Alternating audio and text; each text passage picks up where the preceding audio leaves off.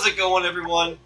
It's us, the Quaternity of Dice, and this is our 7th episode of our Pathfinder series, Tales of Engliria.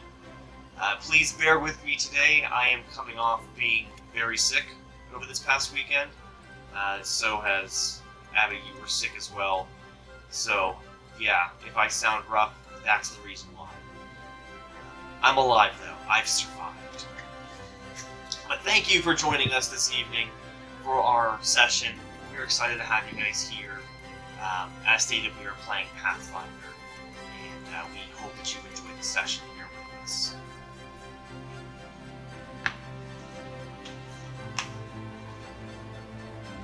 My name is Brent.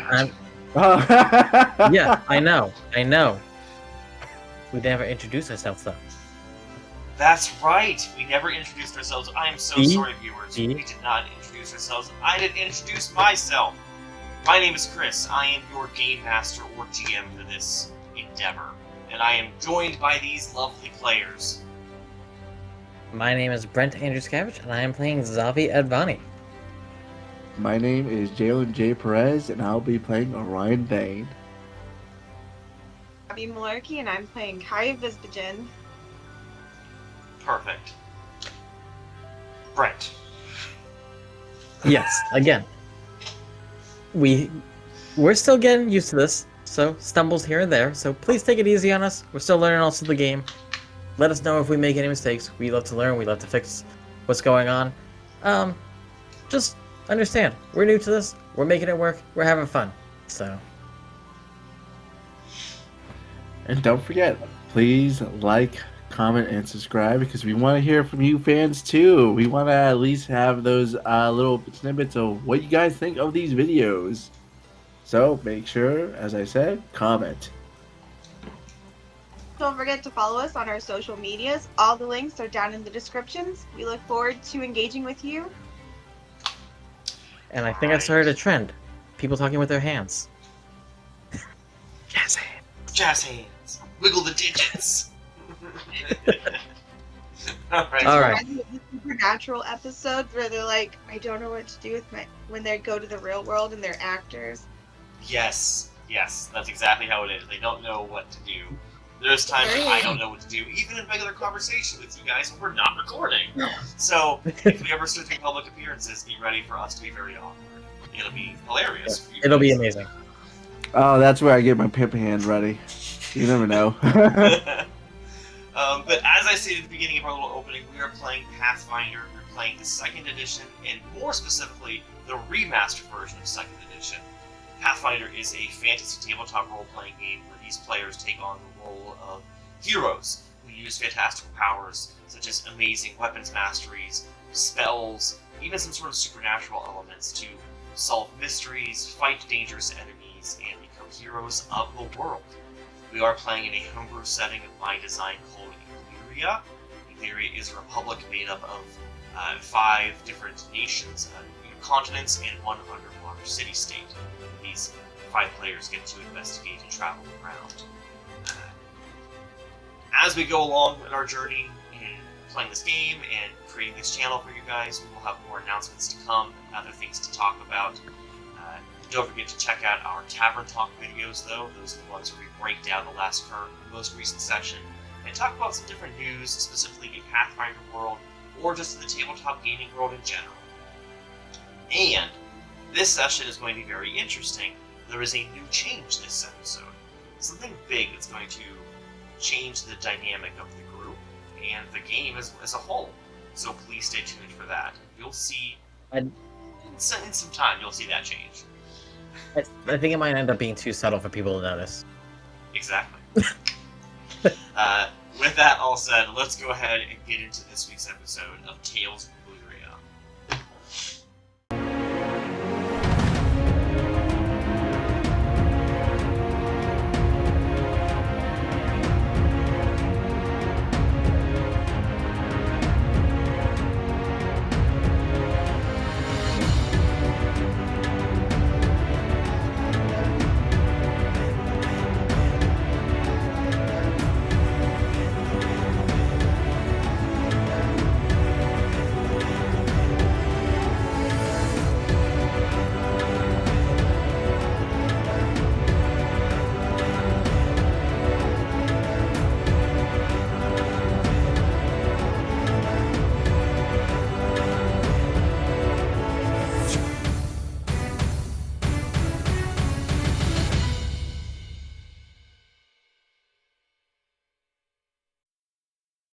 And we're back. So, last week was a hell of a session.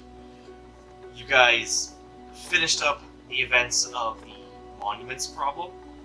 I started off with Zavi being down, Kaya being very hurt, Orion being fine. You're fine. But you guys found yourselves at the throes of the city guard, who was a little bit unhappy about the circumstances at first, because they didn't quite understand what was happening at the moment. All they knew was there was some sort of fight in the streets, and that someone is dead, and 2 folks are unconscious. But, nevertheless, one of the guards did recognize you guys as the people who had helped with the water crisis, so all was okay. They just asked you guys to come back to the jailhouse and hang out with them for a little bit, which you guys did. Zavi, you were able to get healed in the process and get up and walking around. During the course of your guys' stay overnight in jail, the other orc, the one that had survived, was taken in as well and put in a cell.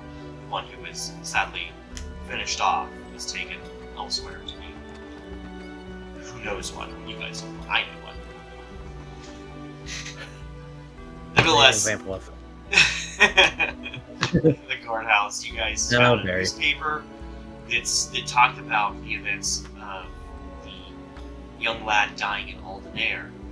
They mentioned the large plume of magical smoke that emitted from the explosion that threw off runes that no one could understand, as well as the fact that they are sure that it's three people from the circus, and they mentioned you guys by name, albeit they didn't give a description. Weirdly, I don't think it gave a description of what you guys look like with just your names. So you have that going for you.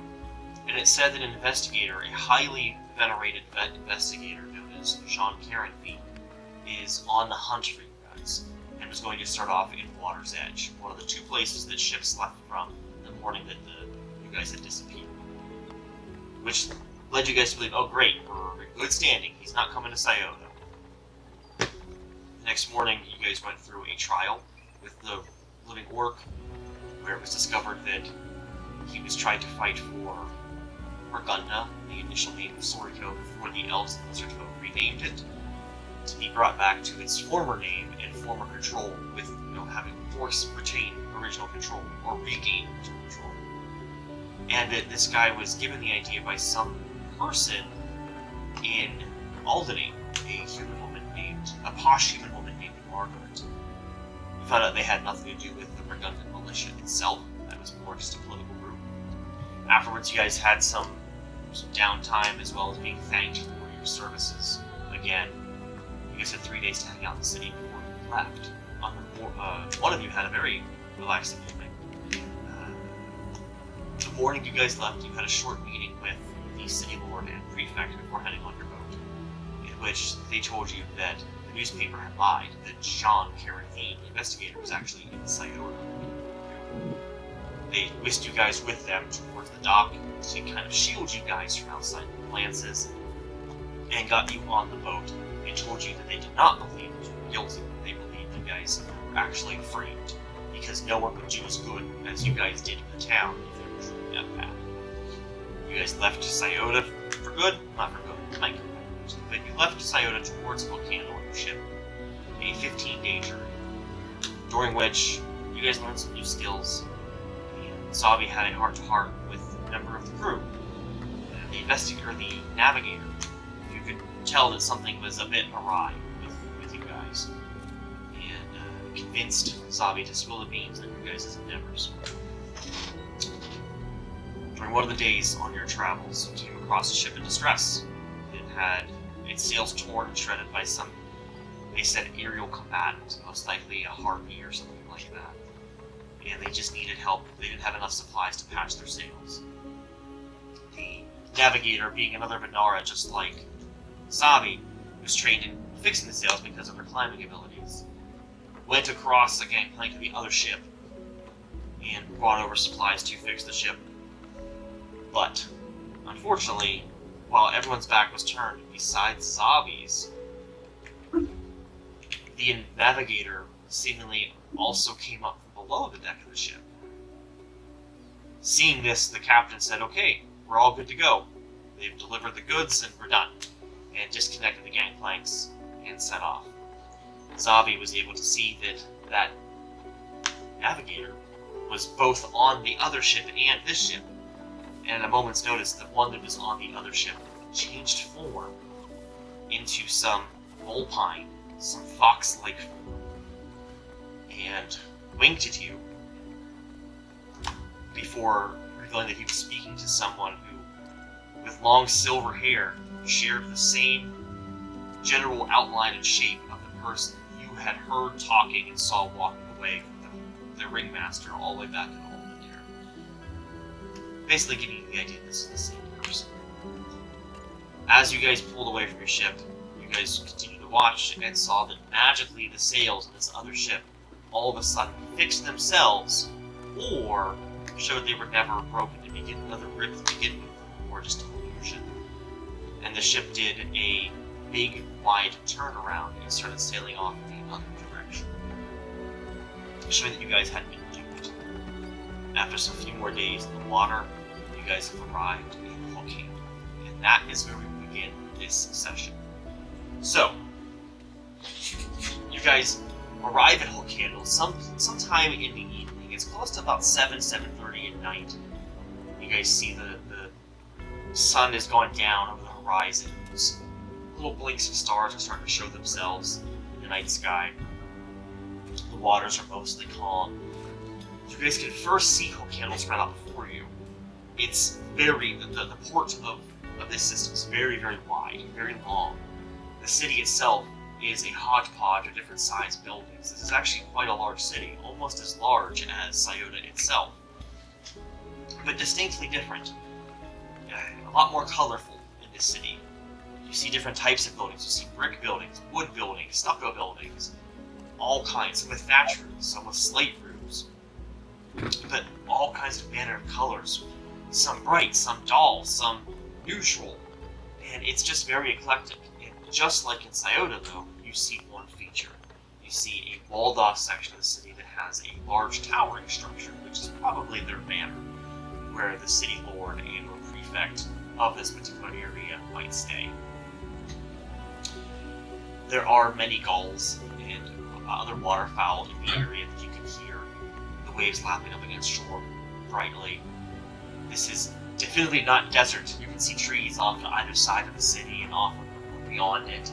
You can see nice green grass, much different from the last couple of days you've spent in Scioto and the last almost month you've spent on the water. So it's nice to see those things again. You do see many, many ships in the dock itself.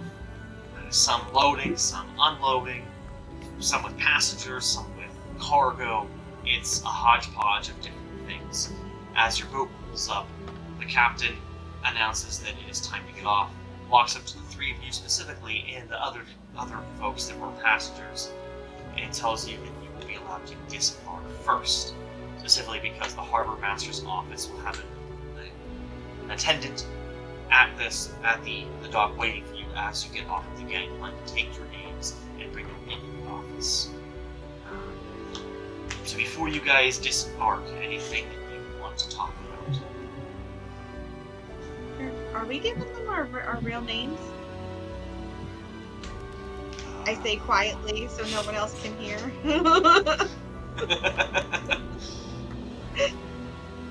I mean, if anything, I would give them my birth name, I guess you can call it. Xavier. At least it's a little different. Okay. Well, you guys are only given a few seconds of conversation before the other passengers start to make their way towards the gangplank. I'm assuming that at this point you guys had, knowing that you're coming up on the city, had gone to your respective rooms and gathered your gear and all your supplies and are just ready to disembark. Without any further conversation, you guys get to the gangplank section. It is lowered, and you begin your walk down. After only a few minutes, of walking down this very long dock system, you do end up finding out there is a person waiting for you at the edge of where you guys have landed, like the specific section of dock where your boat has parked, has docked. It is a human. It is a male, probably late 30s-ish. Although his skin looks a bit older from a lot of the seawater and sun has been subjected to every single day. He has regular old clothes, just regular commoner clothes on, but he seems to be holding some sort of clipboard with a quill, and there is a little inkwell at the top of it where he's dipping and making notes as needed. Whenever the people in front of you guys, they walk in front, the other passengers, and you can hear them ask questions of who are you, where you're coming from, where you're going to, anything to declare, the whole 9 yards. Finally, it gets to you guys, and this chap says, good evening to you three. May I ask where you were coming from? Is it this, I'm guessing the same place as Scioto, but anywhere before that? No? No? Not really. And he writes it all down. Right, may I ask, are you intending to stay in Hookhandle, or are you traveling on somewhere else? We'll Yeah. stay here for a bit. I think. Yeah, that's what I'm thinking. Right. Writes it down. And he's finally, the 3 names of these of you individuals, please. Gwenna Umbegler. Right. Gwenna. Do you want to do? Xavier. Lenara. And you, my chap. Otto Digger. What was that again? Otto Digger. Good. Thank you. And have you ever been in Hookhandle before? I may have passed through when I was younger, but it's been a very long time. Same here. Are you staying here for business or pleasure? I'm staying here for pleasure. I don't know about you guys. I came here for food. I summoned my musical instrument, and I'll say a bit of both. Ha! Entertainment. All right. Then he writes all that down. He goes, well, if you were not familiar with the town itself, do you have any idea where you would like to stay for the evening? I could give some suggestions if need be. Suggestions would be great. Yes. Yeah. Please. All right. Well, we do have 3 quite notable taverns, inns in town. The first of which is called basically the Hookhandle Inn. It's at the beginning of town, at the south end of the town, as you enter the city. Just quite a normal, everyday place. Nothing grand of the sort. The second one is the Swaying Ship Bunkhouse. This one seems to be a favorite among people that come to our town. It is essentially a ship that has been decommissioned and brought on land and plopped down as an inn. It has been enchanted to sway ever so slightly and has been fashioned into an inn. In your rooms to stay in that inn, you actually sleep on a hammock, just like you would in a ship. Hence the name that gets Swaying Ship Bunkhouse. And the final of the 3 that I can give you the names of is the Sleepy Breeze Inn. And that one is always constantly in the wake of one of the many breezes that come off of the sea, of the bay, of Hookhandle. And so no matter where you are in the inn, you have a nice breeze flow through your room that smells of sweet, salty air. Sweet and salty air. You are free to choose, obviously, whichever one you want, but those are my suggestions. But with that to say, welcome to Hookhandle, and I hope you enjoy your time here. Keep yourselves out of trouble, and the god will have nothing against you. Please, enjoy your stay. And he beckons you guys onwards to do what you want. So what would you guys like to do? First thing, for some reason, I just had the imagery of, like, showing up in a video game to a new place, and it has, like, the town overview with the name that just pops up. We can. Sorry, that we just came should in my do mind. that. Hookhandle.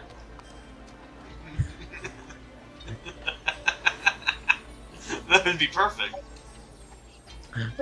But you were gonna say something, Kaya, Abby? Yeah. Where should we stay? The ship bunkhouse. That's fun. Any other thought, feeling? I Also, it's Buena. Gwenna, yes. Exactly, Xavier. Right.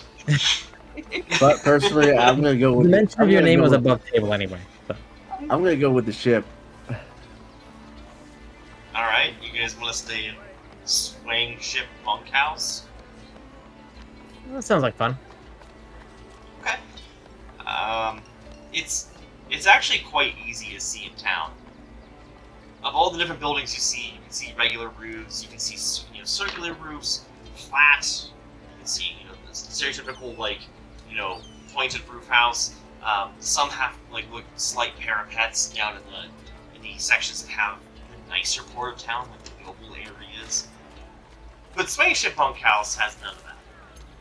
It has its masts still intact, so you can actually see. You're looking down the port on either side of you guys. Like, oh yeah, there's boats, land, boat, and it looks like it's just kind of swangling in water slightly. So you guys can see these gigantic masts just very slowly going in the breeze. So it's very easy to tell where the direction is. It's kind of from where you're standing in like a northeastern kind of direction. So there's nobody you're gonna have to ask to find it. So you can just easily do it yourselves. So you guys head over and walk into the Swaying Ship Bunkhouse. And standing at the beginning of it, so where you end up walking into it, on the outside is, as the guard said, it is a ship. It is just a regular old ship. But what's different is you don't go up on the top, on the deck part of it. There actually has been a door that's been carved, like not carved, but cut, put into the side of the ship. That way you can walk in from the ground level. But when you look under it, it's actually kind of slightly hovering. Not a whole lot, but it's kind of easy to tell that is happening. And that's what gives the illusion, not the illusion, it's actually happening. It gives the sensation of the slight little, swaying part of it. There are supports that are put in. I don't know if you guys have ever seen a ship that is, being built. Have you ever seen that kind of area where it has all the supports kind of, feed out from, a central frame all on the outside so it stays upright? Those exist. It's just not touching it. And it's kind of like if it was to ever fail, if the magic that keeps it aloft was to ever fail, at least it has somewhere to plop down into.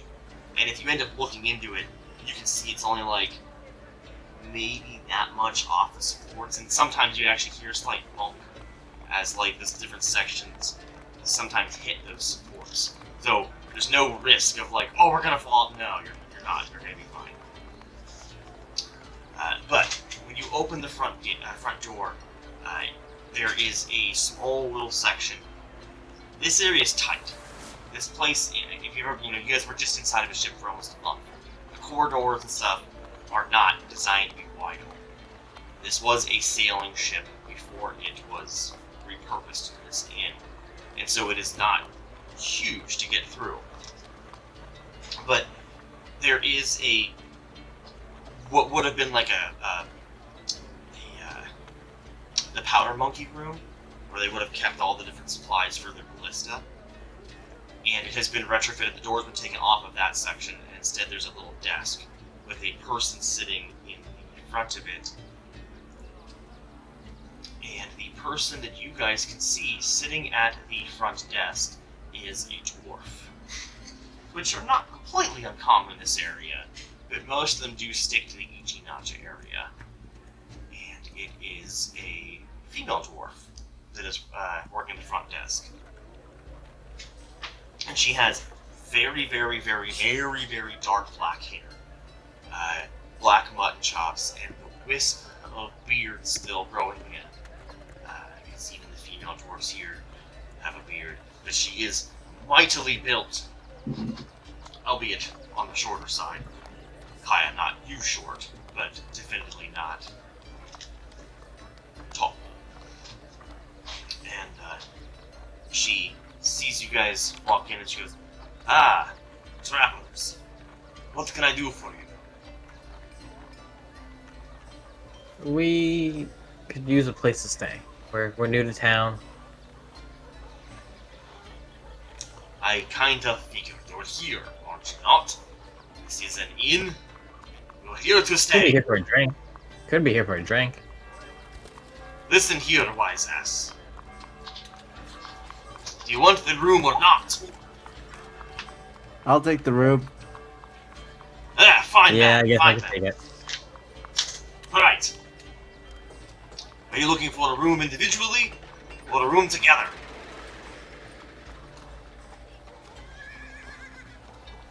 Ah, Ah. I probably use my own. Separately, then. All right, separate. Okay, luck is not in your favor. We only have one room. Oh wow! What was the point of the could've told us dramatic that's about pause? I wanted to see your faces. Especially I'm going to his see your face, right? faces one more time because I'm just kidding again. We do have rooms for each of you. It is okay. So, I love her. I love her already. that is a silver piece for each of you to stay in one of our fine rooms. Now, the bit that is not joking, they are not next to one another. That's perfect. Great. Who knows who Zombie's gonna bring? Xavier's gonna bring home with him. Ho ho ho ho! I do not know. That's the spirit. Good man. Now, I have two rooms that are directly across from one another, and then one that is 3 doors down from the house. So, divvy them out the way you want, and she turns behind her and grabs 3 keys off the wall that's behind her that you can now see, opens up a book, and says, "May I ask who is staying in each room?" I went the one 3 doors down. Alright, My name's Fine. Gwenna. Gwenna. Gnome, Gwenna.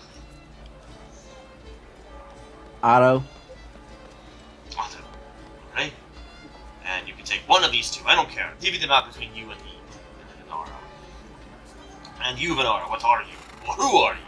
Or what are you called? I am obviously a Venara, but my name is Calvin Xavier. Sit down. And you guys can easily see that as she's writing, she's putting little notes in parentheses before each of your names. So, she puts, before your name, Orion, the name you give, she gives, noble-ish, half-orc, and then your name. For Kaya's fake name, she puts ostentatious gnome, Gwenna, and before Zombie, the name you give, she puts mischievous Venara. Fuck. Heck yeah, man! I got nobles. Pen down as we're walking away. What's that? Does she put the pen down as we're walking away? Yeah, Or she the puts, quill? yeah, she puts that too. I'm gonna grab it with my tail as I walk away. You gonna try to swipe it? With my tail. Yeah. Alright, I mean, she's kind of staring at you guys. This is gonna be a very hard roll to pull off. I want So, someone's you can distracting Make her. a thievery check. I mean, even if it doesn't work, it's not really for anything major, and I'll probably give it right back. But just to mess with her. Yeah. She's gonna do an opposed It's perception a 15. roll. It's bad. It's a 1. It's a nat 1. Those She mutton doesn't. chops get in the way. She somehow doesn't notice you swipe the quill and walk off with it. I do want to walk back up and then be like, oh, by the way, did you write down exactly which one I was gonna be in? And I show her the one key. Yeah, and she'll look through and she'll say, where is my quill? Never mind, you are, and then And my she tail just mentions comes up and the quill's just like, Ah ha ha ha ha! Yes, it seems I have you paid correctly in my book. You are the one directly 3 doors down from your ostentatious friend. gotcha. And I just drop it and walk away.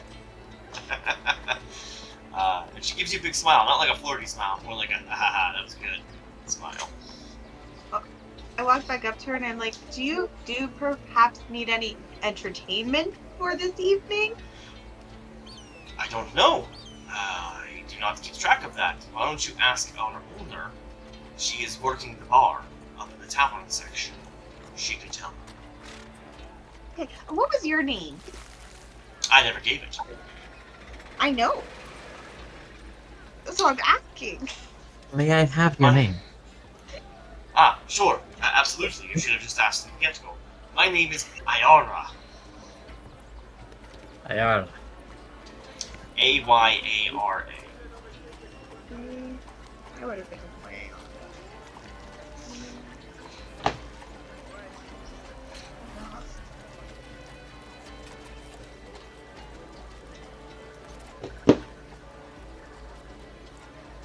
Miss Mutton Chops. What's that? Miss Mutton Chops. What's the owner's name? Oh, that would be Maureen.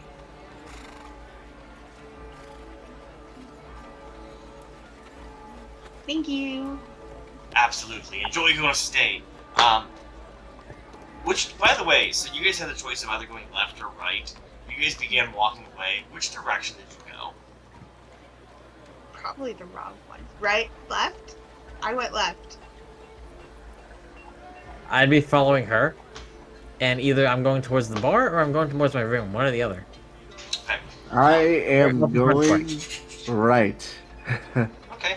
And she says to the two of you, now, if you want to go and see either your rooms or the tavern, you might want to go to your right. The left is going towards the workers' places. I don't know what you'd want down there, but there's nothing to see. It's just our rooms. So if you want, go to the right. Your right. Oh. My left. Wrong way. Again, I do a little backflip and mischievous start going the other way. ostentatious. Seems the nobleman knows where to go. Right. And as I you walk guys out are with a walking, puffed out chest. as you guys walk there, you can see there are no signs of any kind, so it's not like you could have known. But eventually you come to an intersection where you can either keep going straight and it looks like there's more rooms, or there is a way going left and there is a slight turn which goes up some stairs. So you guys can go that direction if you like. Is there any And that one indication does of have a sign where that says rooms this way, and it gives rooms number through number, which they aren't your guys's. And then it says rooms, and then gives more numbers and tavern pointing up towards the stairs. to the stairs. Right. Yep. And I assume you guys are. Do you want to go drop your stuff off in your rooms, and then go to the tavern, or what's your kind of goal? First, I'm gonna drop off. Oh, go ahead. I was gonna say I'm gonna drop off my I'll drop off stuff over at the tavern and just sink into the bed and just fluff up that pillow. It's like, yes, finally a room alone. I missed this. I plan on going to my room, basically putting down like most of my main stuff with my backpack, but keeping like my sword on me, or my cane on me, I should say, and my dagger. Alright. And then, you guys' goal after that is to maybe meet back up and go upstairs to the tavern, or not upstairs to go over to the tavern. It's the same floor. I do let them know once they get settled to meet me in the tavern. Gotcha. Okay. Let me just grab my sword. Okay. You're taking your sword? Yeah. Me? Okay, I mean, that might look weird, but okay. You're allowed. Yeah, I'm taking. No one's gonna say anything weird. No one's gonna say anything. Yeah, why would they? He has a sword. That's true. That's a good point. I'm a noble, sir. Hey, there are open carry laws allowed here, so that's not a problem. I was Anyway, gonna say, so Okay. open carry. There's people that shoot out fireballs and napalm out of their fingers. I'm surprised I'm not in anti-magic armor walking around every day. yeah, that's true. I get it. All right. You have open so you guys carry, are, I have concealed carry. you guys are able to convene over in the tavern section. Whenever you walk down the different halls and you end up finding the tavern, this is what used to be like the mess hall area of the ship, but it was a ship. It's been expanded slightly by having a few rooms taken out to make room, but the entire one wall as you walk in, you guys walk into, it's not quite a square shape, it's more like a trapezoid shape where it gets thinner near the end. The whole wall on your left as you walk in is the bar. There are roughly 7 tables put together here. There's not a whole lot of space, even though there's been extra room made. It's still not big. It's a ship.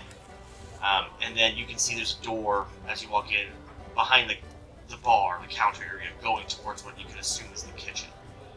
There's a few folks sitting in the bar, or sitting at the bar or at various tables. You can see a set of humans, one male, one female. It seems like they may be on a little bit of a date. They're pretty young, early 20s, off in the corner by themselves. They're just really close, leaning into each other, staring each other's eyes, just having a drink. There is a thicker Azraketi fella at the bar, seemingly enjoying some sort of a meal. And there is a halfling sitting at the bar as well, a few stools down from that Azraketi fella, and they also seem to be just having a slight drink with the meal. But besides that, not much is going on. There is a human lady, a little bit older, probably late 50s, early 60s, working the bar. She does have, she's a human, obviously, roughly, 5.5 feet tall, silver grayish hair pulled back in a bun or a ponytail, wearing an apron, mostly decent clothes. And she has wrinkle lines on her face, but mostly from around this area. It looks like she has tons of laugh lines.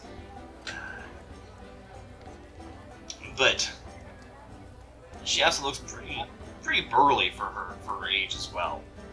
And she seems pretty happy-go-lucky. She seems to be, at this moment, just kind of wiping things down, doing the old shtick of what bar owners do. So, what would you guys like to do? Immediately go down to the bar and order some food. Okay. You guys are able to peruse whatever you want out of their menu. It's all the standard fare. You guys know what is there. What time of day is it? It's getting to be, it's closer to evening now. After getting off the ship and making your way over, grabbing stuff, it's probably close to 8:30 in the evening. Okay.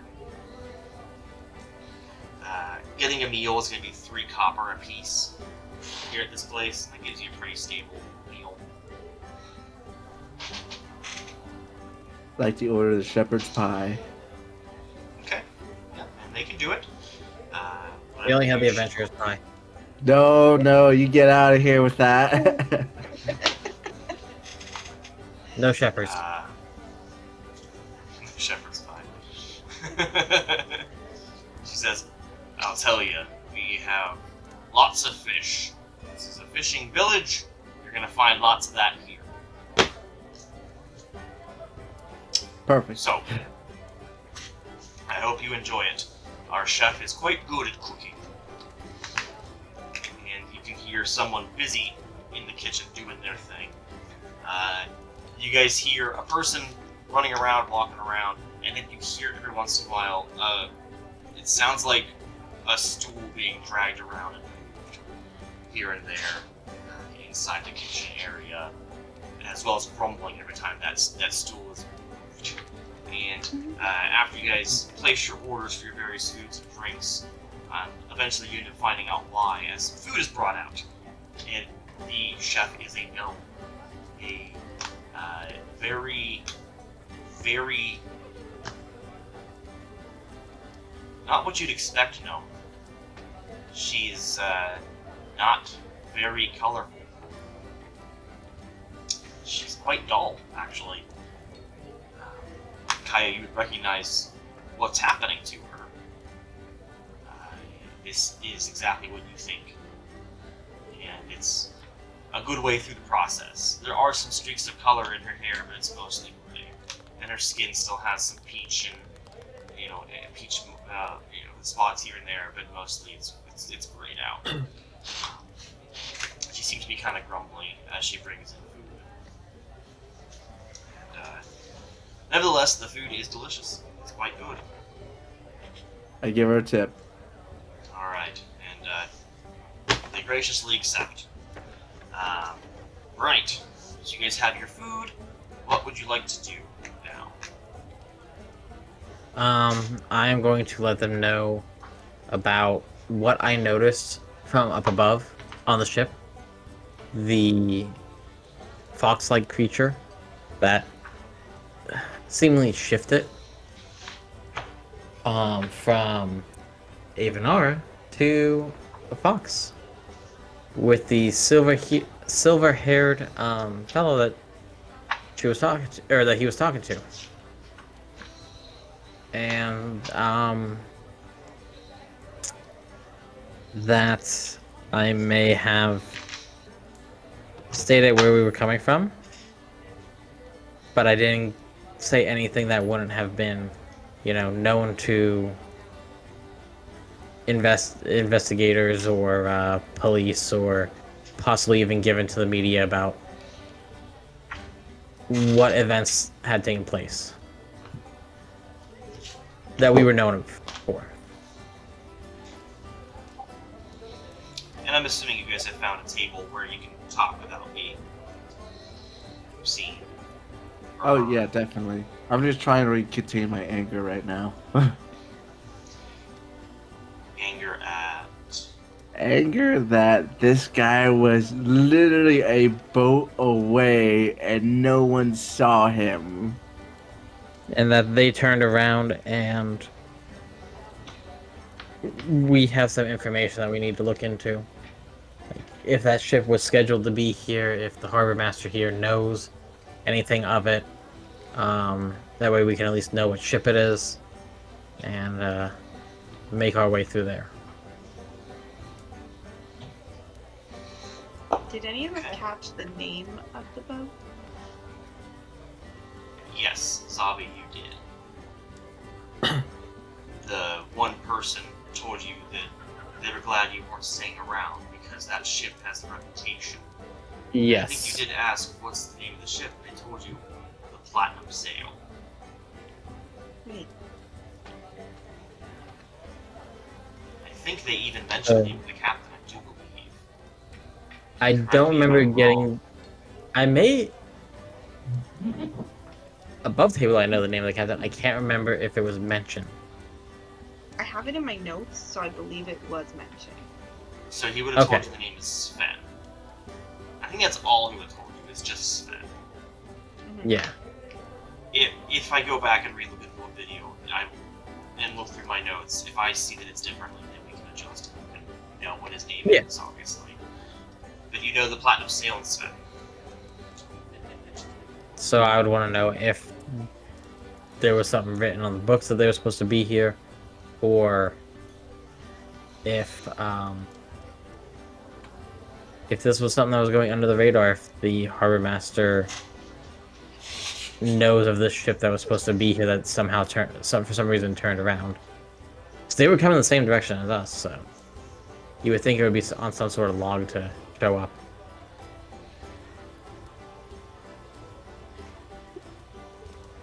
good guess.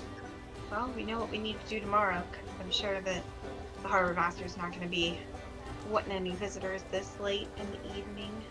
No. Nobody's gonna go now. We don't want to cause anyone to be looking into us more than they need to. Did the creature say anything else to you? Anything? No, I believe they just lied to me. I mean, they did tell me about some events that happened in Hookhandle. Um, if I'm correct, was it something about being treated poorly in Hookhandle, or? It was that they were caught stealing. That's and what it was. Knew that the current city lord had kind of an agenda against thievery and smuggling and stuff like that. So it was cracking down really hard, and he knew that he would have been in a lot of trouble, so he ran. That's what he told me. Yeah. And something about the city lord being in office via cheating. Yes. So corrupt. Gotcha. Hmm. We should ask around too, very steadily, if any of that is true. Maybe he wasn't lying. Well, maybe they weren't. Do we know if it's a boy or girl? Probably not, since we don't know What? it is. Oh, What the fuck is? Yeah, I don't know. You don't know.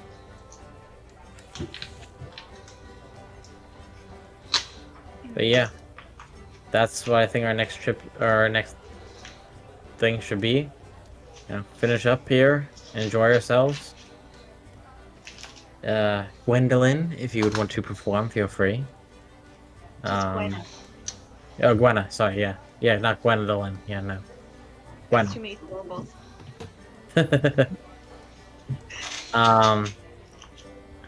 And then take it easy for the night, and then start in the morning. Okay. Are you wanting to try to perform? Yeah, I'm gonna go up and talk to the bar. The bar Maureen? person? Yeah, Maureen. Maureen. What do you say to her? Do you perchance need any entertainment this evening? And I will summon my instrument. I will cast summon instrument, and I will make it be a lute. Well, as you can see, it's not very loud in here, so lighten the mood, please. If you do well, maybe there'll be some money in there for you. So if you guys are able to move some tables around, give you kind of a little staging area, she doesn't care. And once you do that, go ahead and make a performance roll. I will say the very first thing I do is I'm gonna say to all the lovers in here, and I'm gonna draw attention to the couple sitting. In the darkness of their corner, you guys can all see they turn beet red, but giggle Perfect. slightly.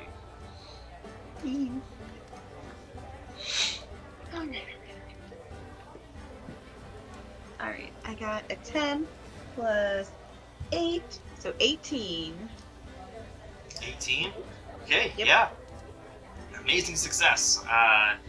You do very well. And you get this really enlightening performance. You hit all these right notes. You know, do a little bit of a dance with your act as well. And you do Yeah. that. Everyone seems enthralled. Even the gnome cook eventually comes out and kind of like stares around, and looks you over, and you can see her eyes widen slightly, and this big smile across her face. As she goes back in, when you're close to being done. But everyone is quite moved by the performance. Everyone claps at the end of it whenever you're all finished. And when you get back to the bar, Maureen says, that was quite the performance. I do have a little bit of reward for you.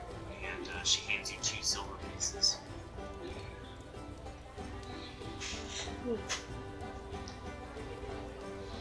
I think that essentially repays for your stay and meal. For the night, at least. I don't know how far you guys want to have into paying, but I guess you can worry about that tomorrow. Yeah. Next thing. But otherwise, everyone's still quite happy about your performance. And, as the night goes on, you get some people asking some questions here and there and asking how long you've been playing and things of that sort.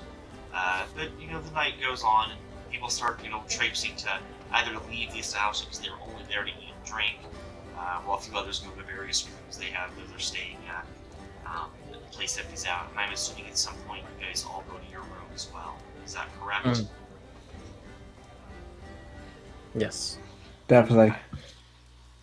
You guys are able to get a good night's sleep, and as the name suggests, you can feel the slight swaying of the ship. It actually is very soothing and puts you to sleep very, very well, just as well as it did on the ship itself.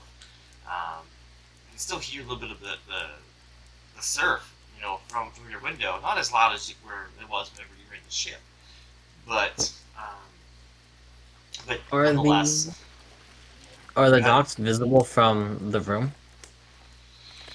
Not quite.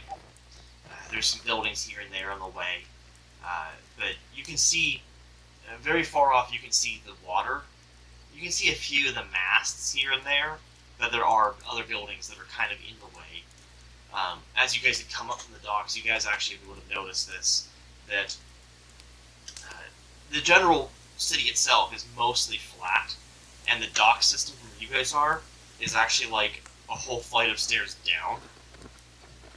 Like whenever you first got off the dock, there's a little bit of a platform area, then you have to walk up some steps to get to the city proper. So like you're getting the visuals of the buildings in the way, plus them being on a lower level, like the ships being on a lower level. So you can see some masts here and there, the taller ships, but not a whole lot. But at least you can see the general direction of where most of the docking system is. Alright, before Zawi falls asleep, he's just gonna be staring out a little bit. Okay, perfect. And then you guys have a nice, relaxing sleep. The next morning, you guys getting breakfast? Definitely. Yeah. Cool. You guys go down into the tavern once again, and the first thing you notice as you guys walk in is a little bit of arguing from the kitchen. It sounds as though the chef is having kind of a little bit of a row with someone, and telling them, you're not allowed to be in this kitchen this early in the morning. You are not a worker here. You just stay here. That's all you do. You are just a fellow traveler, a fellow stayer. Get out of my kitchen. And from out of the kitchen, you guys see somewhat stumbling, but not quite, being pushed by this tiny little gnome chef. You see the Azarketi fella from the night before. And it's time to see a little bit of their story. Toa, thank you for joining us. Oh, of course. Oh, So- come on, Alex. I just want a little nibble. Just one more. I told you, you've gotten too comfortable in this inn. I know you've been here for months. You can't just walk into my kitchen at any moment and just make yourself food. You have to place an order and then be served like everyone else. But you were taking too long. Normally it's done by now. Well, regardless, I know your order. Please just sit down and I will take care of it. So, Anything for you, Alex. I will go sit down. she huffs slightly and throws her hair back and puts her apron on and walks back into the kitchen. You know, you're still my favorite chef. Yeah. You hear as the door swings slightly. But, Toa, can you please describe yourself for us? Oh, of course. Toa is a bit taller fellow, about 6'4"-ish, with lightly tanned skin, a bit oddly placed out of this northern region. You see what looks like a sort of patchwork jacket that's sleeveless, made of different colored types of leather. You're not sure exactly what. He's a bit of a larger fellow as well, tall and larger, and kind of wearing this almost grayish, well, it looks almost like a skirt in a way, but not fully. It goes about to his knees. And then with some just simple sandals, and then all of a sudden, just out from behind him, you see a little lizard kind of just perks up on his shoulder, noticing that it has a piece of bacon in its mouth. And it kind of just, he looks at the lizard, looks back, at least we got something. And we proceed to go sit down at a table. Alright. Now, let's take a short break. Above table, Blake, please introduce yourself. Tell us a little bit about you and how long you've been playing tabletop games. Hello, my name is Blake. I've been playing tabletop games since, on and off since 2015-ish. Mostly Dungeons and Dragons, but recently stepping out of the comfort zone of that and going into other games. It's my first full go around with Pathfinder, and I'm looking forward to bringing the adventures of Toa, my Azarketi wizard, to fruition. So, viewers, Blake will be joining us forever. He is now part of us. My quaternity of players is now complete. They may see where the quaternity comes from. So, as I said at the beginning of the session, we are going to have a big thing happen to the group that is going to drastically change the scope of the party and of this adventure to the whole way through. And so, Blake, thank you so much for joining with us, and Of course. we look forward to seeing how this party grows as we go along. So, I know it's a little bit late getting you in here, but we're It's going to fine. keep on trucking. So, with that said, let's get back to our game.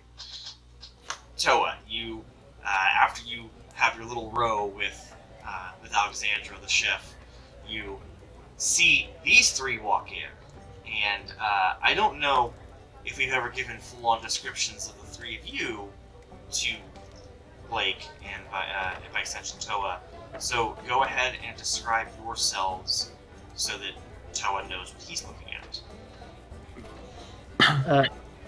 Zavi is a Venora, so Monkey Folk, he carries a cane with him almost at all times. He uses it a little bit for his axe that he used to do, but it's you will find out eventually that it is also a weapon. He is only about 5'1". He's not really very tall. He's only about 20 years old. Like, he's into his adulthood as a Venara. But yeah, he's wearing some somewhat colorful clothing, nothing too stand out, but, you know, he was a performer, so. He also has a very hand-like feet. He can grab things easily with his feet. Barefoot.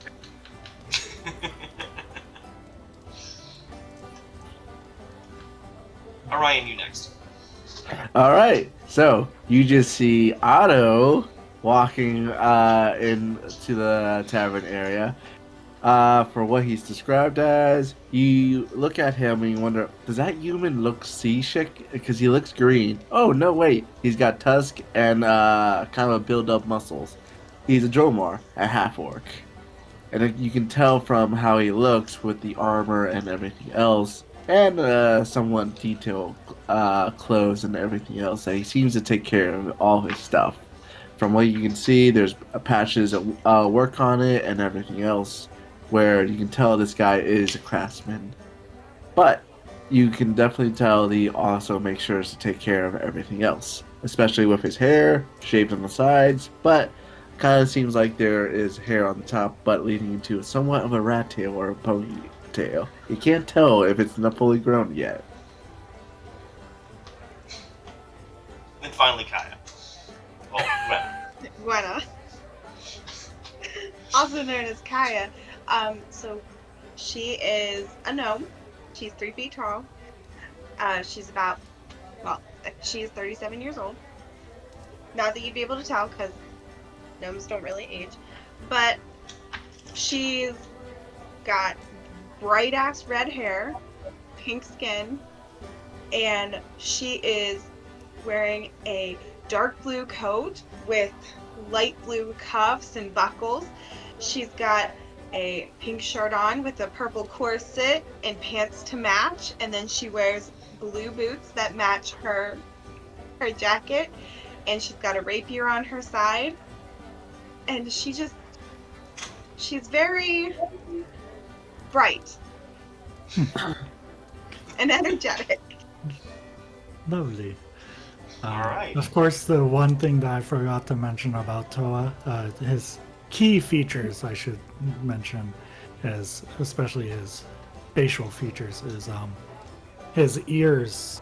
Unlike normal Azarketi that have very human-like ears, his are more elvish and more exaggerated. His ears probably go out a good length away, very pointed.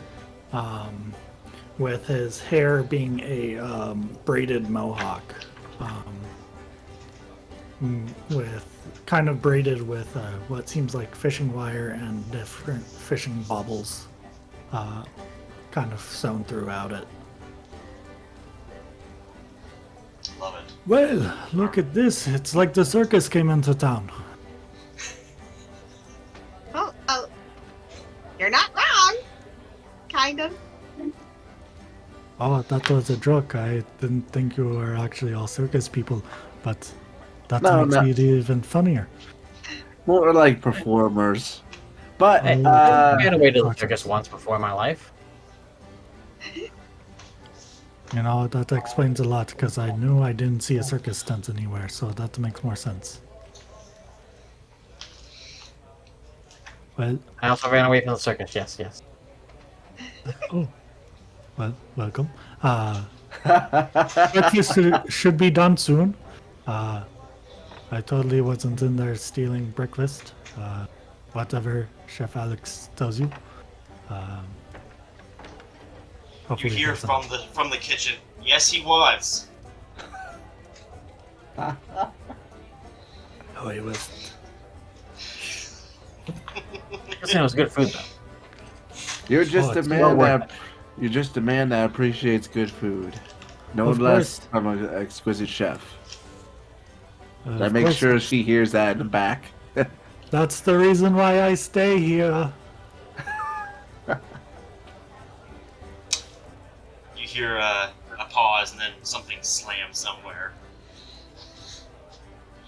And obviously you guys begin smelling a lot of food being cooked. Before long, Maureen, the owner slash bartender, ends up walking into the tavern section as well. She says, "Oh, you all are early. 3 newcomers. I see you've met our long-term stay tenant. Oh, it's great to see you, Maureen. Likewise, at least your coin is still good. I'm guessing the usual for you, although it sounds and smells like Alexandra, is all ready at the ready. 3 of you, breakfast. What do you want? Tuna melt sandwich with fresh cut fries and an egg in between with a slight of mayo. Easily doable. That's a Challenge great fella. breakfast choice. Some fruit? Maybe, nothing really major, just some fruit that you might have. Maybe something good to drink. To drink? Like, you know, like orange juice or water or coffee? Tea? Coffee. Tea. Yeah, tea. Tea sounds better. Oh, you had me worried. I thought you were looking for alcohol this early in the morning. I mean, I've done it a few times. We've all been there. Right. And colorful lady, what would you like? I will have eggs and extra bacon. Did you say her name is Alexandra? Yes, that is her name. That's a very odd name for a gnome female. That's what she told me her name was. I like to call her Alex because Alexandra seems too long sometimes for her fun nature. Well, she actually told me her name is Lex. And I asked if that was short for something, and she just fumbled and went and said Alexandra, so... I don't know. It's Alexandra. Alex, she's our chef. What more do you want? I think you're calling her by the wrong name, that's all. I'll tell you. Most of the time we have very short names. I'll tell you what I want, Mored. I want that tuna melt sandwich. Thank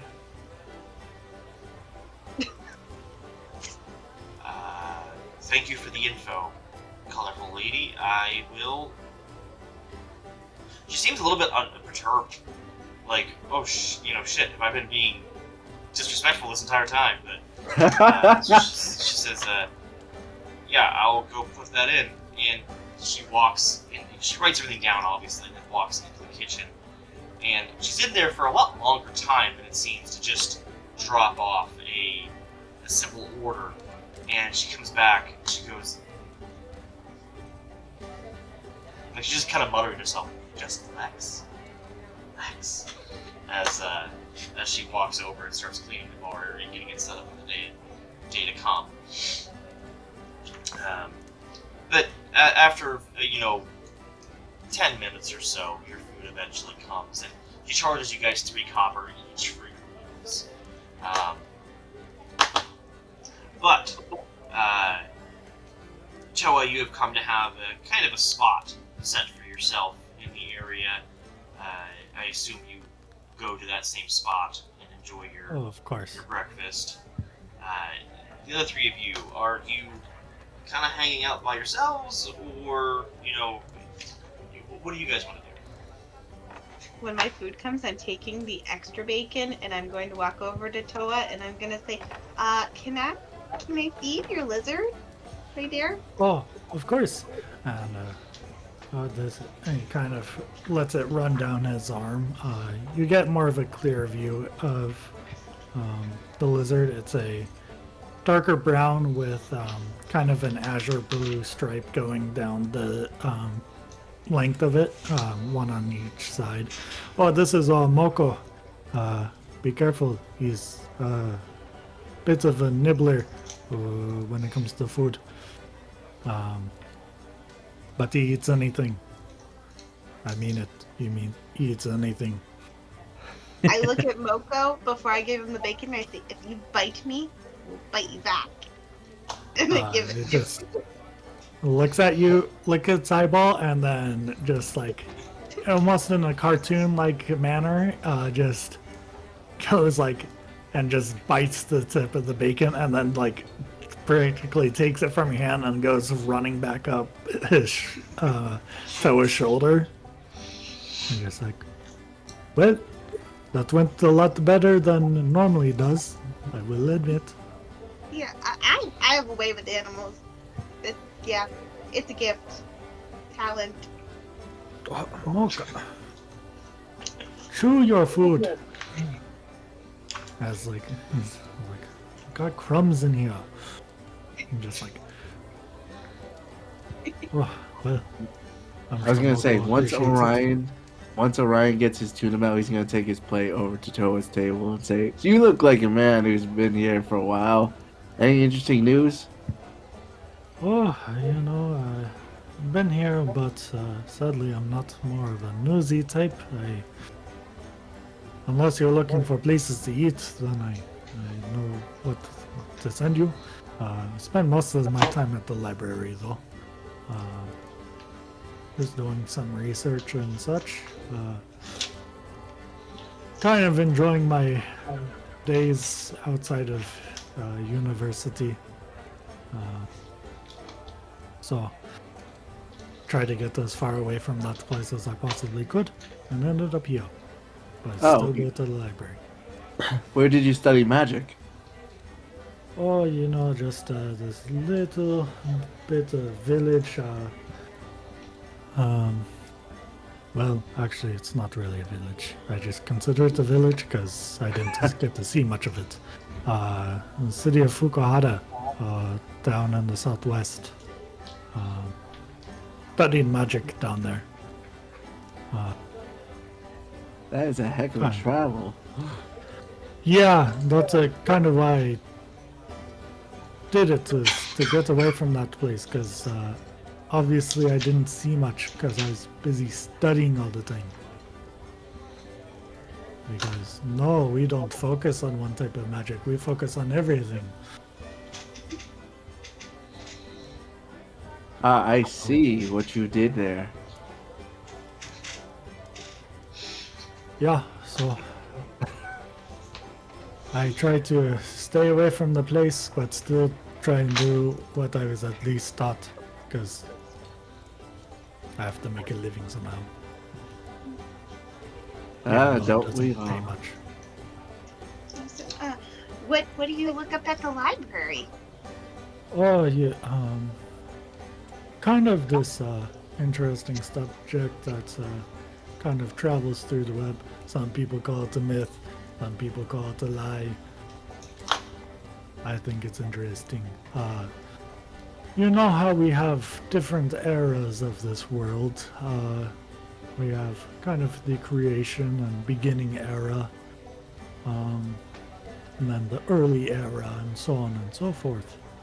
But a lot of people don't believe that there was an era before the early era called the Exodus era. It's kind of a mystery to everyone. It's a time where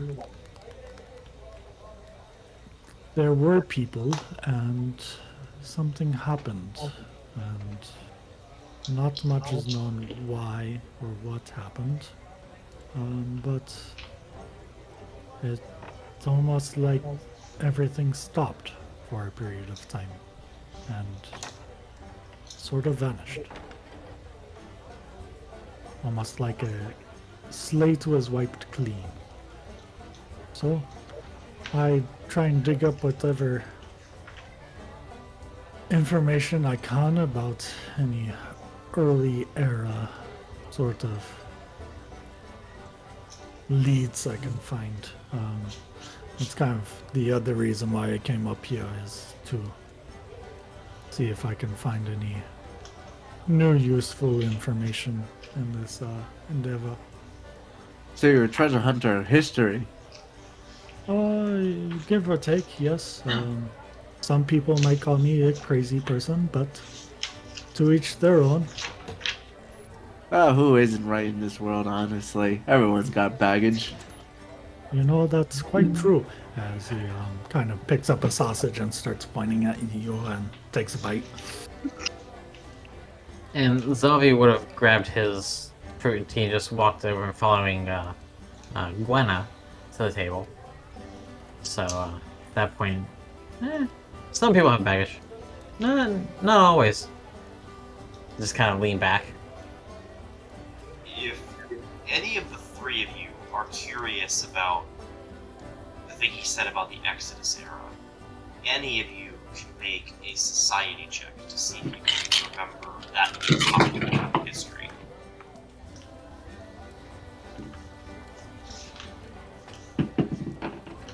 We got a 10 plus a 6, so 16. That is going to be a society. That's a 17.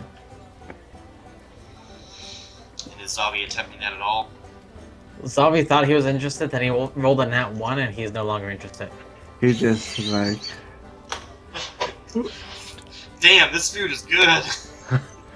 Ooh, yeah, that's really fresh. This is some Alright. good tea, too. so the history of dead people, not interesting.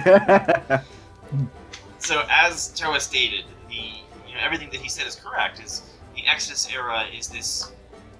There are some scholars that don't even consider it a canon era, and they say it's too short of a time to even call it that. And there are some folks that have wanted to study it in the past, but have just kind of given up on it because it relates to the creation era. During the creation era, there were supposedly people that were created by the gods that lived in this world, but they were wrong in some fashion. And the gods sent them away, got rid of them. Some folks think they simply blinked them out of existence. Some folks believe they were sent somewhere else.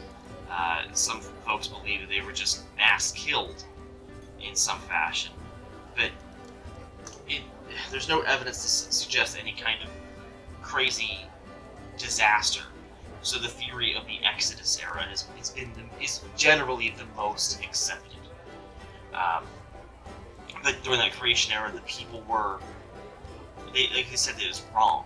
And the only evidence to support that there were people are artifacts, and I think we talked about this a few sessions ago, artifacts that have been seen or found that don't date back to the early era or later, or have any kind of connection to any known culture. There are artifacts that just seem to exist beyond the scope of time, and they have weird magic. Magic that is somewhat familiar to the magic that's known today, but doesn't quite link up. And I think last session you guys had found out that when these objects are found that have latent creation era magic, they are by nature unstable, and if there's anything that goes wrong with them, they explode in violent green and purple hazy smoke, and they throw off runes in the sky that no one can translate, that no one knows what they mean.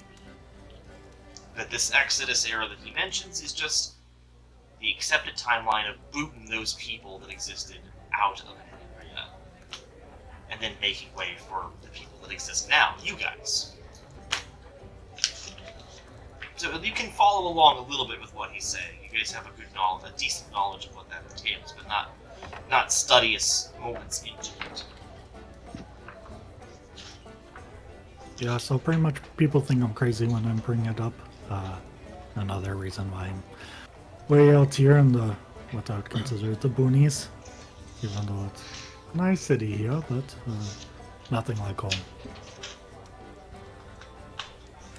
So, good question. Is there like a artifact or a piece of history here located near Hookhandle? Not that have found yet. The main reason why I'm here instead of like the capital city where there's probably more extensive libraries is I'm looking for more books that people don't consider to be accurate or that go against the norm is the reason why I'm out here, is to see if there's any tossed aside, maybe sent to a secondary city, kind of books or scrolls that maybe can lead to some more information that would be otherwise thought as crazy talk, to be honest. So, quick question, Toa. Would you know what these weird runes look like, just by chance? I mean, there's been some recorded notions of them, but it's kind of a rare sight, to be honest. Even seeing them is a bit of one of those, most people would call you a drunk first kind of deal. And then they might take you seriously if they see it for themselves, but that's a rare sight.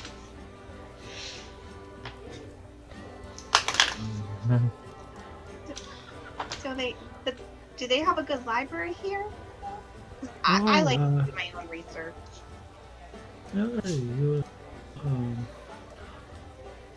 They got a pretty decent library here. I got into it at least.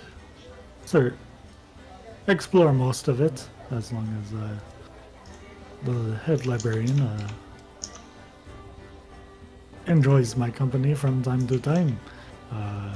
Otherwise, he yells at me for eating something in the library, because sometimes I get a little hungry and need a snack. So, sometimes it takes me a little bit to get back into the library's good graces. Well, I was personally thinking about heading to the library. You mind showing me the way to it? There's something I want to check out. Of course. Yeah, we can see who's kind of working the front desk today. I know I saw librarian Toma last night, but usually head librarian Lotan is usually there during the day. So we can definitely go and take a stroll on by. I'm sure they'd love to see me.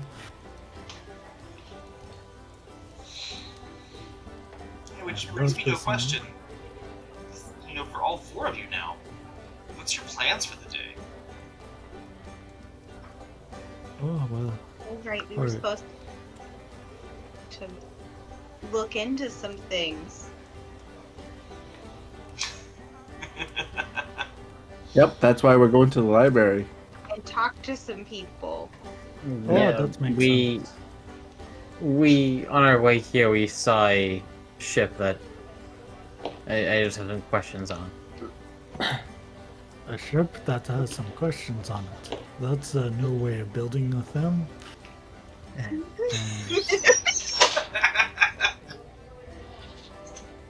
But I'm sure they might have something.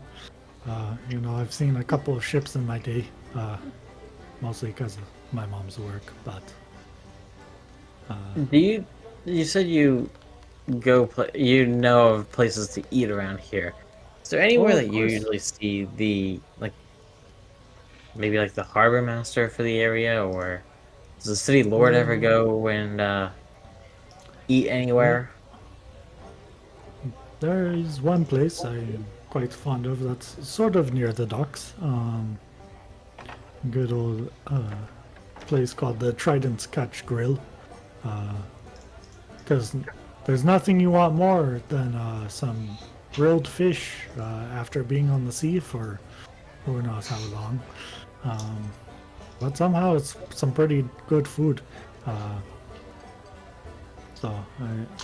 I've met Justin. He's the owner. He likes my patronage because I pay him, and unlike a lot of the ship workers who just disappear. Ouch. But yeah, I don't- we can definitely stop by there. So it looks like you found yourselves a guide around the city. If that's what you want to end up being, as long as it doesn't interrupt your own schedule there, Joe. Oh yeah, I got nothing but time. Because obviously everything that I look into is dead.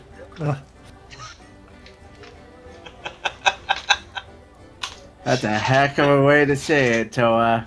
They can't get away from you because they're dead. Well, they're not going anywhere.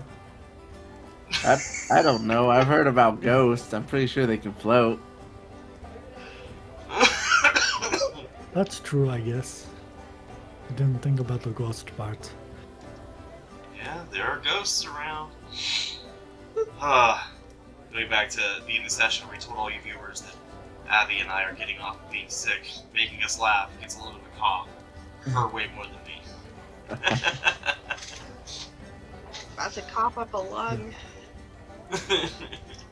Alright, so Toa, what's the craziest thing you shot out of your staff or out of your hands? And is it a fireball? Huh? Well, shooting things out of the hands is a quite interesting feeling. I'm not going to lie. But usually it's more of a combining of focus and feeling the magical energy around you. Water is my specialty, to be honest, which is quite funny as a researcher, because usually water and scrolls don't mix, which is why I have this. And like I pull out a fairly decent sized like bundle of you realize it's not made of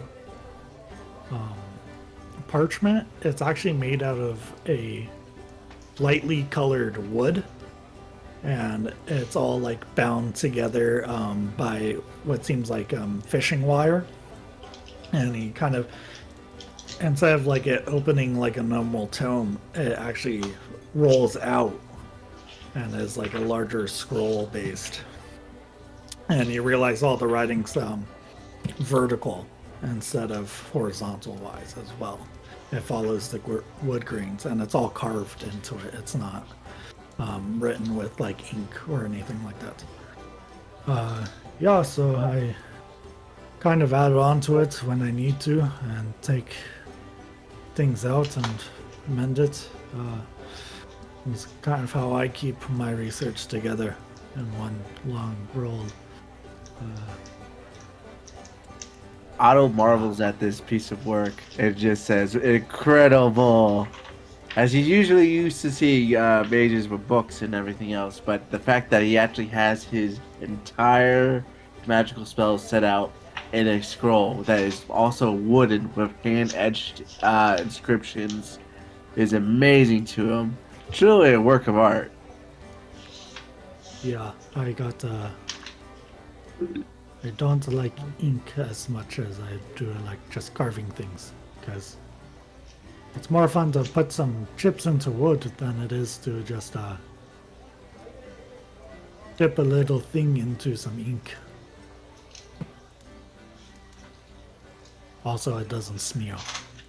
Oh, I understand that. Personally, as a craftsman myself, and as a swordsman, it's always better to go with the Sharpie end. Oh, of course. Well, I'm more than happy to show you around Hookhandle. Mostly because I got nothing better to do. And I'm sure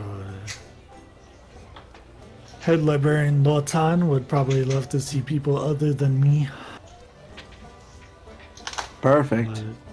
So, Are you two in? Yeah, why not? of course, if you need anything else, I don't know where you all came from, but there's a couple. My good friend Talia, she kind of runs the trader's house around here. If you need any other supplies. I'm sorry, did you say girlfriend? Your girlfriend? No. She is a friend who happens to be a female. Oh, okay. That'd be Talia. Don't worry, I can fix that. Oh, okay. Never mind Moko- her. She's always into somebody's love affair. Trust me. Moko would be jealous, as Moko kind of just begins to peer around the backside of Toa's shoulder. It's like, yes, you are my one true love, Moko. Don't you worry. So, as you guys are having your little chat, something cuts through it. Something different. You guys are used to feeling by now the slight swaying of this ship as it's enchanted to kind of hover slightly and get that nice swaying motion. But even through that, you can feel something and then hear it next. First, you start to feel this. The vibration seems like the swaying seems off for a second. Instead of being like a gentle back and forth, it seems to violently vibrate once real quick. And then it keeps doing that. And you guys start to feel this rumbling coming in waves. And then after a few seconds, you finally hear this humongous sound of explosions happening. And through some of the windows, you guys can see these every so often these strikes of intense light, these flashes happening. You can hear people start to yell and gasp. What is that?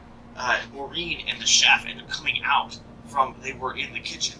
They come out and they're both. What is happening? And they both bolt towards the stairs and run down, and go outside. What do you guys do? I follow suit, except I go on the top deck. This is new. There are no stairs going up at the top. Oh, I'm going outside then. Yeah. Proceed to follow. Okay. Taking a handful of bacon with me as well. Just stuffing it into my pockets. Okay. Like, So you guys start heading down. You go down the stairs through little tight hallways. Toa being on the bigger side, you've gotten used to how to fit through these narrow hallways without making too much of a problem. So you glide right through, and you guys still every once in a while feel these vibrations, these violent shakes in the ground, throwing the whole axis of the ship. And it actually starts to list like it's in the water. Like the enchantment is actually starting to break slightly. You can hear it scraping against those supports on the outside that hold it kind of in place. You still hear this sound coming every so often. When you finally get outside, you see Maureen, and you see the chef, Alexandra, and you see the Iara, the front desk lady. All of them are just sitting outside, just kind of open-mouthed, staring off in the direction towards the docks. And at this point, you can see other people that have come out from buildings nearby. They're just kind of staring and pointing open-mouthed, and just, and you guys can immediately see the problem. You can see exactly what is going on that is causing these people to look in horrified engagement. You can see coming from the direction of the docks these massive explosions coming off every so often, and you can see one moment you'll see a mast, and then the mast just seems to rip off the ship and go flying, and it's immediately noticeable. The ships themselves are partially exploding. That's what's to blame. But the other thing that starts making itself known during all this crazy cacophony of sound and light is a haze forming in the air with smoke. This green and purple haze flying out in all these different directions like firework, with runes popping out in random moments that are completely undecipherable, that match the description exactly of what you guys have read about the disaster with that little boy in Alden Air. This same vision over all across the docking system. You can even see some ships on fire far out into the bay as they're trying to get away. This humongous disaster of fire. You can see buildings in nearby sections with debris starting to fall on top of them, starting to catch as well. You can actually see small bits of debris flying down here and there. You can hear people screaming.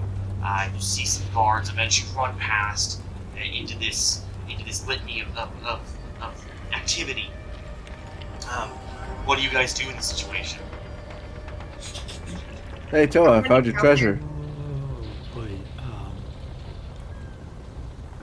that's not good. Toa? Kaya, what did you say? Nope. That is not common, I will admit. As What? his eyes get wider all of a sudden. That's where the Trident Scotch is. We got to go. And begins like running off in that direction. Whoa, Toa, what about the library? I start running off. Wait, you can't just run in there. As Run in. I start running off, following him. Yeah, you guys can see that the plumes of smoke are now starting to drift inwards toward the city as well. The debris falling on some of the different buildings is catching them on fire and spreading the fire even further. So Toa has taken off running towards the destruction. The three of you, what are you guys gonna do? And you guys wonder why I bring my sword and shield everywhere. We talk smack. I'm Well, I following would've- after Toa. We only really paid for one night, so I believe we only paid for one night. So far. So I would have grabbed all my stuff because don't know if we're gonna come back. So I would have had all my stuff, and I'm gonna run after Toa. Okay. Yeah, we can say you stopped off and grabbed your stuff before going outside the tracks. Well, I would say before going down rest to of you breakfast, I doing would have that? grabbed it all. Okay, yeah, that's possible. That makes sense too. Would the rest of you guys also have done that, or? Oh no, I totally told everyone I'm grabbing my sword and my stuff before we go out. Okay, so you guys have stuff with you. So if you want to come back, obviously you have to just say, "Hey, I'm repaying for another night." I would Because have obviously you still have your keys. I would have had my backpack with my medical kit in it, because you never know with us when you Yeah, need absolutely. it. Hey, I've only played that knife game one time. Granted, I cut myself, but I didn't lose a finger. See? All 10. Yes, but I still question all of our sanity, considering we usually run into things that people are generally running away from. Yeah. So I'm taking it all three of you are going after him. Are Yes. going into the fray as well. Perfect. As So I'm the running four- along, the any buildings that are like starting to catch fire, you see Toa kind of do a sweep motion with his hand, and all of a sudden, like a spout of water begins forming and starts shooting up into the sky near the houses. As I'm casting a spout on any home areas that are starting to Absolutely. catch fire. Yeah, definitely. And people are noticing you actually doing that as well, and you guys can easily see this. He's just spitting water out of his hands, putting some stuff out, and it is helping. It is starting to take out some of these smaller fires that are forming, preventing them from turning into bigger blazes. You guys start running through these streets, and you see some folks trying to go in the other direction. There are some people that are also joining you in this running, trying to see, you people yelling out, "Oh, my wife is over there, my son is over there." People have a reason to go. You guys see town guards starting to converge on the area. How far are you guys going? Are you heading towards the Trident's Catch? Are you guys looking to go to the dock itself? What's kind of the deal? Wherever the source of the fire is coming from, personally. But Towards the dock. yeah. Okay. So you guys If end we're up, seeing ship taking explode, it makes sense. Gotcha. So you guys start running through different streets, and Toa, you kind of take the lead, I'd imagine, because you do know Yeah. where you're going. And there's a moment whenever you are about to pass by where the Trident's Catch would be, but a bunch of debris has already fallen from the house next to it and have blocked your path, but you can go around the other side of it and see that there are a few small fires on the roof of the Trident's Catch, which you can easily just, with your spout, and that's totally fine. Yeah. So Trident's Catch is safe at the moment, and it does seem as you run past, you look inside, and you can see that it is completely emptied out. There are no people on the inside of it. But once you guys get to where you guys had come from yesterday, the docks, you can run down those few steps, and you can get a good gauge of the entire dock. The first thing you notice is the docks themselves, the actual wooden planks, are all on fire. All of them. There are also already some spots that have blown away completely, and some parts that have already burned so much they're collapsing down. this entire system is completely decimated in a way. Directly in front of the main dock area, right next to the building you guys would have seen as you walked past, was the harbor master's office, and it also has a big old sign, so you can see it now, harbor master.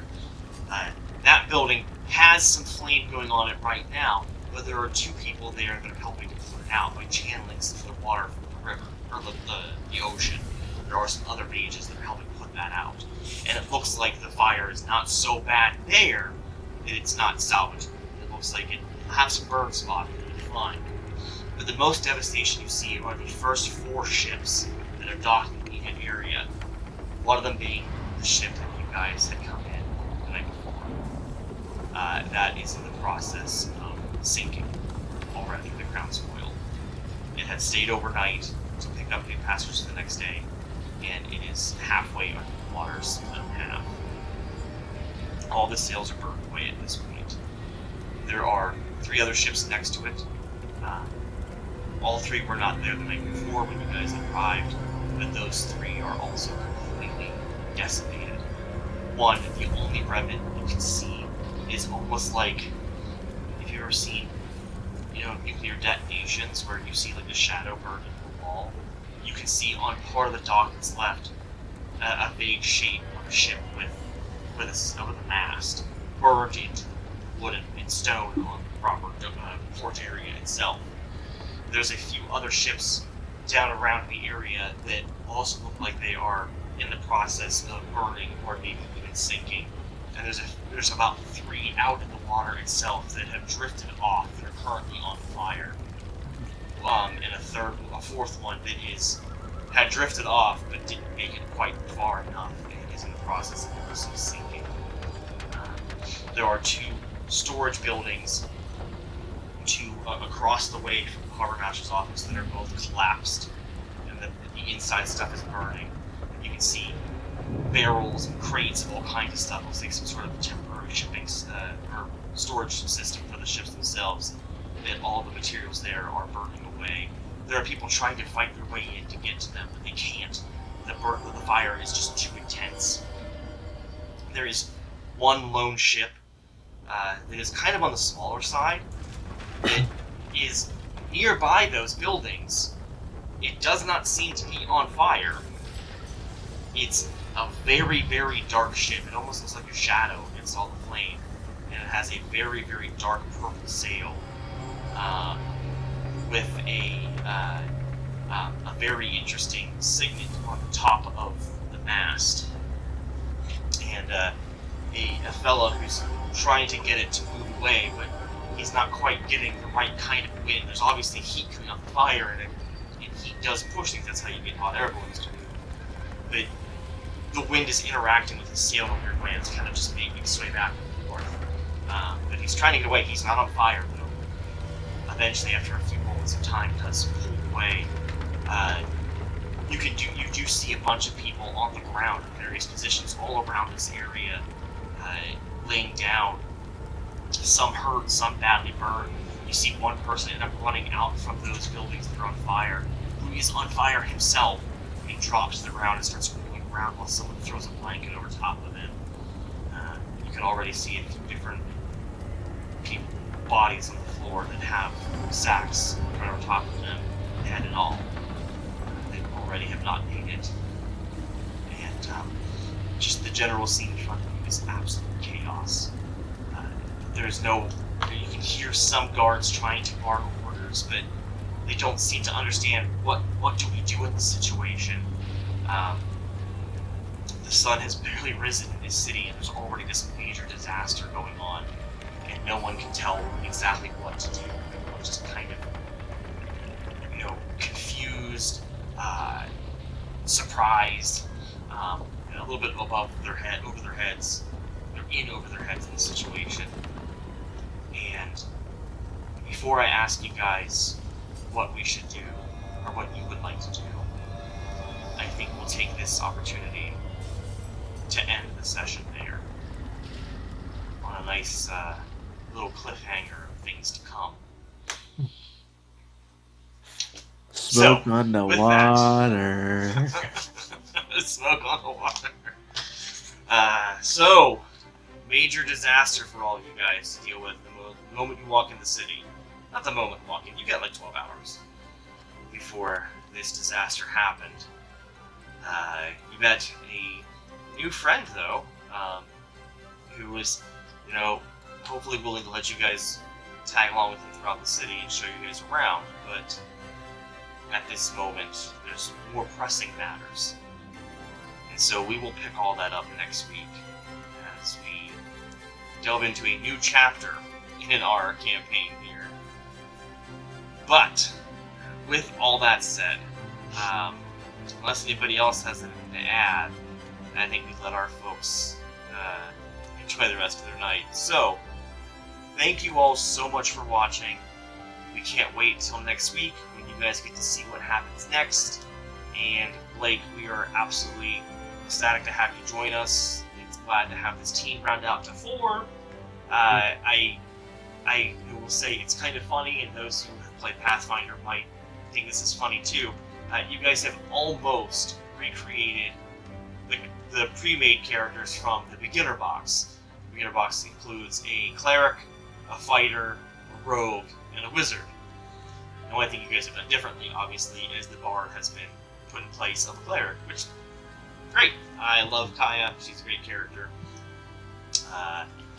But next week we'll pick this up and we'll see what these 4 get into. See if they can unravel the mystery of what happened and the mysteries they are all curious on their own of looking into. So to all of us, good night to all of you. We will see you guys next time, and join us in our Tavern Talk video after this, which will have a new guest joining in the tavern. We'll have Blake with us. So, good night. Please don't forget to subscribe, don't forget to comment, ring the bell, all that good jazz, and we will see you guys next time. Take Alright, care, bye. everyone. See ya.